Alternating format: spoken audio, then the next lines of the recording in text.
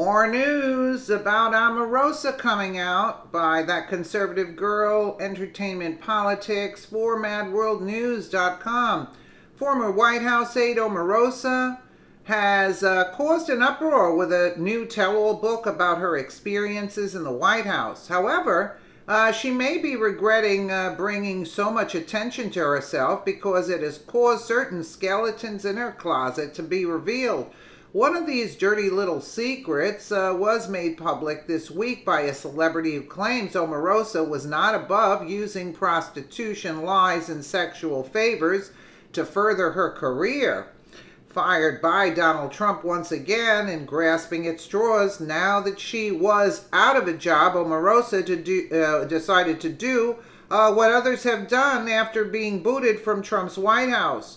Write a tell-all book about the president and his family, complete with rumors and slanderous claims, none of which can be confirmed.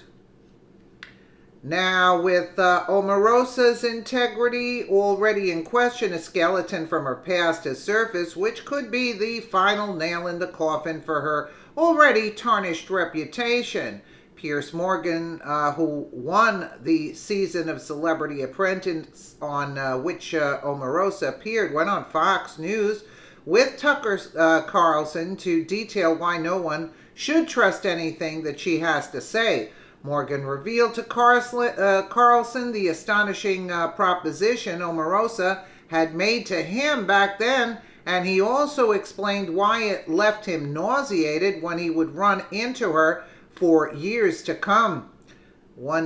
Day one, the first challenge, I've never met this woman, said Morgan. She sidles up to me and says, "Hey, Pierce, we should have a showmance on The Apprentice. Everyone has sex with each other, so you and I could do that, and then we could sell it and make loads of money." Oh, that's interesting. Let's just take a listen instead of me repeating everything. She a nut job. Piers Morgan is editor-at-large at DailyMail.com, and he joins us today. Hey, Piers. How are you, Tucker? So what do you make of this? Both of Omarosa's latest incarnation as a political pundit and of the dismissal of religion as mental illness? Well, look, first of all, I find it absolutely ridiculous that we're even having to discuss Omarosa in any serious political context. And the only reason we're doing that is because she was allowed to have an office in the West Wing of the White House for nearly a year. I don't know why Donald Trump would have ever let her in there. She's already behaving exactly how I could have predicted she would behave. In other words, she's squealing like a canary and taking them all down, as of course she was going to. She's Omarosa. She's a reality television star whose only raison d'etre is to be a poisonous little viper, spreading gossip, innuendo, and terrorizing everyone in her wake. So, first question, what was she doing there? There is no sensible answer. For all the time we spent on the Russia story, this is a bigger scandal. I agree. Omarosa worked in the White House? Really? What? Democrats didn't even notice. I guess she's too, she seems normal to them. I guess. I don't know. Well, the extraordinary thing, I think, is we have all this stuff about Rob Porter, which is a very serious matter, and it's quite clear that he shouldn't have been there either, given what we now know about him. And there are questions for the administration right to the top about who knew what, where, and when. But if we're going to apply that logic and judgment to Rob Porter, where was the same logic and judgment about having Omarosa with her own office in the West Wing? I mean, it is almost beyond parody. And yet there is a serious point to this, Tucker, which is who is the president surrounding himself with? I have a lot of time with Donald Trump. I've known him a very long time. I met him when I took part on Celebrity Apprentice with Omarosa. But he's got to have better people around him in the White House, I think, than the types of people we see with Rob Porter and Omarosa. Yeah, I mean, I think Omarosa's probably in her own category. I can say, having been over there a few times, that it's not chock full of Omarosas, but she did work there. She became famous for being horrible. I don't think it's an overstatement. You worked with her on The Apprentice. What's she like? She's absolutely appalling. I mean, literally one of the worst human beings I've ever encountered in my life. I've encountered a lot of bad people. She has no saving grace. She was vicious, conniving, scheming, plotting, treacherous. I mean, her first gambit to me Day one, first challenge. She sidles up to me. I've never even met this woman. And she says to me, "Hey, Piers, we should have a bromance, a showmance." I said, "What's a showmance?" She went, she said, "On The Apprentice, everyone has sex together. So you and I could do that, and then we could sell it and make loads of money." I said, are you completely deluded? What? Please go away. She said, what's the matter with you? Are you gay? I went, no, just because I don't want to have sex with you on this show, that doesn't make me gay. So anyway, this was your Me Too moment? For about, well, I'm a victim here. I'm a victim of Omarosa, Tucker. But she gave me then for 4 or 5 weeks unrelenting 5 barrels of abuse, tirades, homophobic stuff, and really vicious, nasty stuff. And I couldn't believe it. I mean, she got beaten in the show. I ended up winning it. That stuck in her mind as well. Cut forward to the campaign, I think in the middle of 2016, I suddenly read she's going to be working for Donald Trump, the candidate. I'm like, what?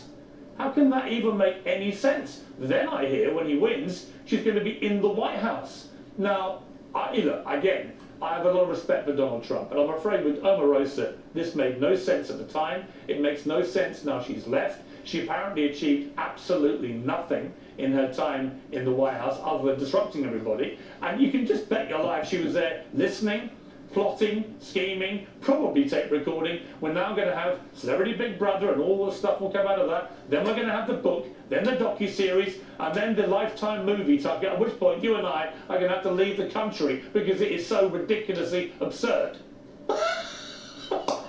That's one of the most vivid descriptions of anyone I've ever heard. Have you been in contact with her? I suppose you're not texting each other still.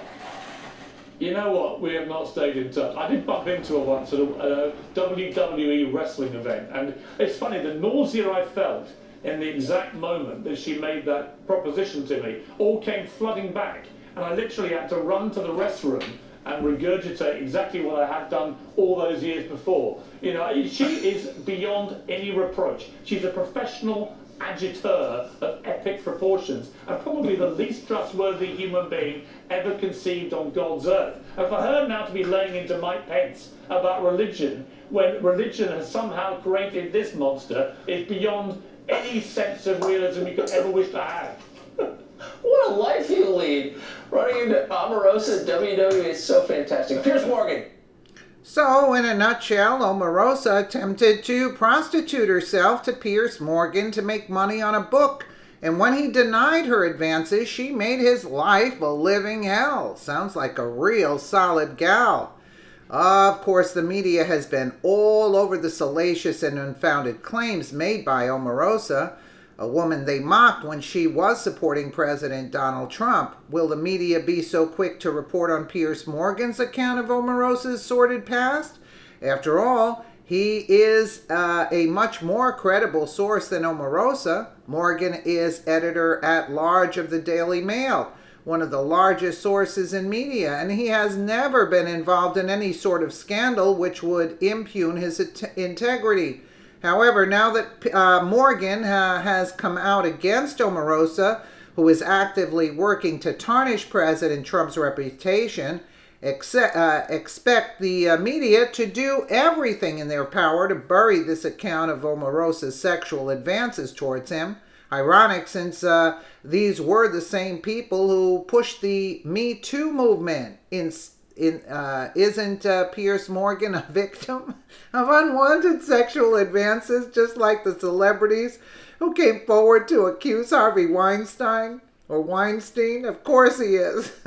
But it does not align with the media's agenda to promote his story, thereby discrediting Omarosa, and so you are likely to hear about this on liberal media.